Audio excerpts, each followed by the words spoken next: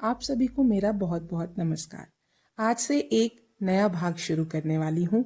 उम्मीद है कि पिछला भाग आप लोगों को सम्राट पृथ्वीराज चौहान का भी काफ़ी अच्छा लगा होगा और उम्मीद करती हूँ कि यह भाग भी आप लोगों को बहुत पसंद आएगा। आज से मैं शुरू करने वाली हूँ मौर्य वंश के संस्थापक चंद्रगुप्त मौर्य की जीवनी के बारे में। मौर्य वंश का संस्थापक चंद्रगुप्त मौर्य थे। यूनानी आक्रमण से उत्पन्न संकट से ग्रस्त और मगध के अत्याचारी शासकों से त्रस्त जनता को मुक्ति दिलाने के लिए उसने ब्राह्मण चाणक्य की सहायता से अपना राज्य स्थापित किया। चंद्रगुप्त का प्रारंभिक जीवन। जिस प्रकार मौर्यों की जाति के संबंध में अनेक मत प्रचलित हैं, उसी प्रकार चंद्रगुप्त मौर्य का प्रारंभिक जीवन भी किंवदंतियों पर आधारित है। बौद्ध ग्रंथों के अनुसार चंद्रगुप्त मौर्य के पूर्वज पिपलिवन के शासक थे। जब यह राज्य मगध साम्राज्यवाद का शिकार बन गया, तब मौर्य कुल के व्यक्ति सामान्य जीवन व्यतीत करने लगे। चंद्रगुप्त का बाल्य जीवन भी जंगलों में बीता। अपने पिता की मृत्यु के पश्चात अपनी माता के साथ वह मगध की राजधानी पाटलिपुत्र चला आया। चंद्रगुप्त बचपन से ही कुशाग्र बुद्धि का था। एक दिन राजकिलाम खेल के दौरान चाणक्य की नजर उस पर पड़ी। चाणक्य सुविख्यात शिक्षा केंद्र तक्षशिला का आचार्य था। वह यूनानी आक्रमणकारियों से भारत को स्वतंत्र कराने का संकल्प लेकर मगध के शासक धनानंद के पास पाटलिपुत्र आए थे, परंतु नंद राजा ने उसे अपमानित कर निकाल दिया। कहा जाता है कि अपने अपमान से क्रुद्ध होकर उसने प्रतिज्ञा की थी कि वह नंदों का नाश करेगा। पाटलिपुत्र से वापस लौटते समय उसकी नजर चंद्रगुप्त पर पड़ी। उसकी योग्यता से प्रभावित होकर वह उसे अपने साथ तक्षशिला ले गया एवं उसे समुचित शिक्षा दिलाकर उसी के द्वारा नंदों के विनाश की योजना उन्होंने बनाई। चंद्रगुप्त की विजय योजना।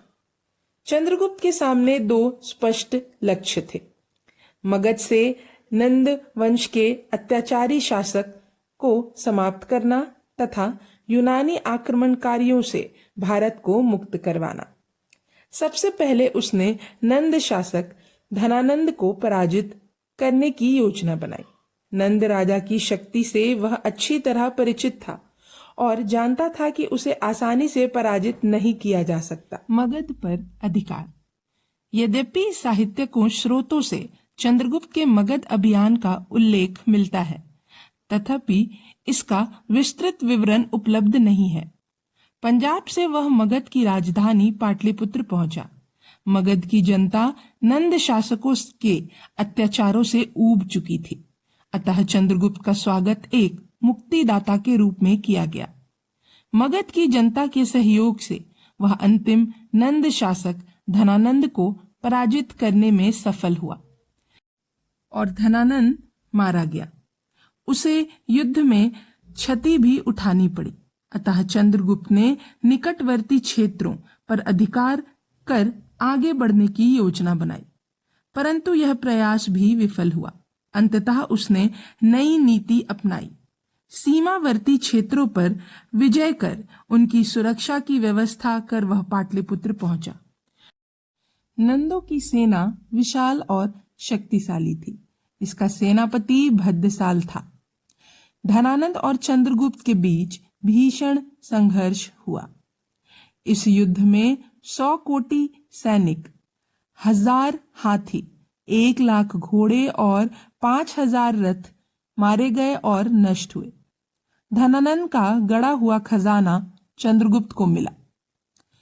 नंदवंश के राजा अपनी 2 पत्नियों एवं 1 पुत्री के साथ जाने दिया गया, लेकिन बौद्ध ग्रंथों के अनुसार वह युद्ध में मारा गया। अब उसकी जगह 321 ईस्वी पूर्व में चंद्रगुप्त मगध का सम्राट बना। जम्बूद्वीप की विजय। चंद्रगुप्त सिर्फ पंजाब और मगध की विजय से ही संतुष्ट नहीं हुआ, बल्कि उसने भारत के अन्य भागों पर भी विजय प्राप्त की। प्लूटार्क के अनुसार चंद्रगुप्त ने 6 लाख सेना के साथ समूचे भारत को रौंद डाला।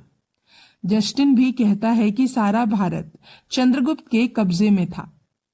पिलनी मगध साम्राज्य की सीमा सिंधु नदी तक बताता है। बौद्ध ग्रंथ महावंश से भी ज्ञात होता है कि कौटिल्य ने चंद्रगुप्त को जम्बू द्वीप का सम्राट बनाया। इन विवरणों से स्पष्ट हो जाता है कि पंजाब और मगध के अतिरिक्त चंद्रगुप्त ने भारत के अन्य भागों पर भी अपना आधिपत्य जमाया। पश्चिम में सौराष्ट्र पर चंद्रगुप्त के अधिकार की पुष्टि शक शासक रुद्रामन के जूनागढ़ अभिलेख में होती है। इस अभिलेख में बताया गया है कि चंद्रगुप्त का मनोनीत प्रंतपति पुष्यगुप्त सौराष्ट्र का शासक था। तमिल लेखक मामुलनार के अनुसार चंद्रगुप्त ने तिनेवेली तक विजय यात्रा की। मैसूर से प्राप्त कुछ अभिलेखों से जो 14वीं शताब्दी के हैं, इस बात की पुष्टि होती है कि उत्तरी मैसूर चंद्रगुप्त के अधिकार में था। अशोक के अभिलेखों से भी मैसूर पर चंद्रगुप्त मौर्य का शासन परिलक्षित होता है। इस तरह चंद्रगुप्त ने विंध्य पर्वत के दक्षिणी भाग तक एक बड़े हिस्से पर अपना अधिकार कर लिया एवं मौर्य साम्राज्य की सीमा विस्तृत की।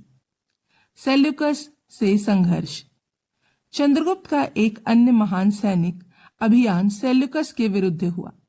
जिस समय चंद्रगुप्त अपने साम्राज्य का विस्तार कर रहा था, उस समय सिकंदर के सेनानी आपसी प्रतिद्वंदी और संघर्ष में व्यस्त थे। इस संघर्ष में अंततः सेल्यूकस को विजय मिली। 312 से 11 ईस्वी तक सेल्यूकस अपने प्रतिद्वंदियों पर निर्णायक रूप से विजय प्राप्त कर चुका था।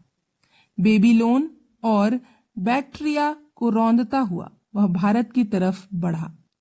305 से 4 ईस्वी में काबुल के मार्ग से होता हुआ वह सिंधु नदी के तरफ पहुंचा। उसका उद्देश्य सिकंदर द्वारा विजित भूभाग पर पुनः अधिकार करना था, परंतु इस समय तक भारत की परिस्थिति बदल चुकी थी। सिकंदर की तरह उसे छोटे छोटे असंगठित राज्यों से मुकाबला नहीं करना था, बल्कि चंद्रगुप्त जैसे शक्तिशाली शासक की सेना का सामना करना था। सिंधु नदी पार करते ही उसे चंद्रगुप्त की शक्तिशाली सेना का सामना करना पड़ा। इस युद्ध का पूर्ण विवरण यूनानी और रोमन साहित्य में नहीं मिलता। सिर्फ एपियानस इस युद्ध के विषय में लिखता है। उसके अनुसार सेल्यूकस ने सिंधु नदी पार की और भारत के सम्राट चंद्रगुप्त से युद्ध छेड़ा। अंत में उनमें संधि हो गई और वैवाहिक संबंध स्थापित हो गया। चंद्रगुप्त और सेल्यूकस के बीच संधि की पुष्टि अन्य यूनानी इतिहासकार भी करते हैं। संभवतः सेल्यूकस भारत के सम्राट के हाथों पराजित होने का खतरा लेने को तैयार नहीं था, इसलिए उसने संधि कर ली। संधि के शर्तों के अनुसार सेल्यूकस ने एरियाना के प्रदेश चंद्रगुप्त को सौंप दिए। इसके अंतर्गत 4 प्रांत चंद्रगुप्त को मिले: हेरात, जेड्रेसिया या गेड्रोसिया और प्रिम्पेसाइदिया। इस संधि से दोनों को लाभ हुआ। सेल्यूकस की राज्य की पूर्वी सीमा सुरक्षित हो गई और मौर्य साम्राज्य की सीमा ईरान और अफगानिस्तान तक पहुंच गई। हिंदू कुश पर्वतमाला मौर्य साम्राज्य और सेल्यूकस के राज्य के बीच की सीमा बन गई। सेल्यूकस ने अपनी पुत्री का विवाह चंद्रगुप्त से कर दिया और चंद्रगुप्त ने 500 हाथी उपहार स्वरूप सेल्यूकस को भेजे। सेल्यूकस ने अपने राजदूत मेगस्थनीज को पाटलिपुत्र भेजा, जिसने इंडिका में चंद्रगुप्त मौर्य के जीवन, पाटलिपुत्र, इसकी प्रशासनिक व्यवस्था और अन्य विषयों पर भी लिखा है। साम्राज्य विस्तार। अपने विजय अभियानों द्वारा चंद्रगुप्त ने नंदों से भी अधिक विस्तृत साम्राज्य की स्थापना की। लगभग समस्त भारत को उसने एक राजनीतिक सूत्र में बांध दिया। चंद्रगुप्त के अन्य कार्य। चंद्रगुप्त मौर्य सिर्फ एक महान विजेता ही नहीं, बल्कि एक कुशल प्रशासक भी था। उसके शासन का उद्देश्य लोकहितकारी राज्य की स्थापना करना था। उसने चाणक्य की सहायता से एक सुदृढ़ प्रशासन की व्यवस्था की। अर्थशास्त्र और इंडिका से इसकी जानकारी मिलती है। राजा राज्य का सर्वोच्च पदाधिकारी था।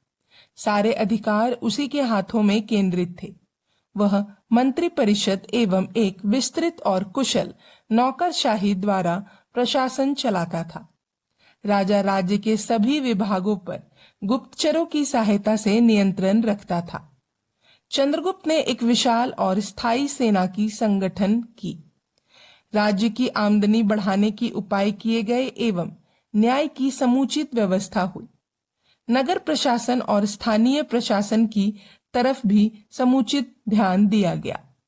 राज्य आर्थिक सामाजिक कार्यों में भी अभिरुचि रखता था। चंद्रगुप्त के समय में पाटलिपुत्र नगर का महत्व साम्राज्य की राजधानी होने के कारण अत्यधिक बढ़ गया। यूनानी लेखकों मेगास्थनीज और एरियन ने इस नगर की प्रशंसा की है। एरियन तो यहाँ तक कहता है कि पाटलिपुत्र के वैभव और गरिमा की बराबरी सूसा और एकपतना भी नहीं कर सकते। चंद्रगुप्त अपने पराक्रम, परिश्रम और निपुणता से भारत का प्रथम सम्राट एवं प्राचीन भारत का एक प्रमुख सम्राट बन बैठा। वह प्रथम भारतीय साम्राज्य निर्माता, मुक्तिदाता और कुशल प्रशासक के रूप में विख्यात है।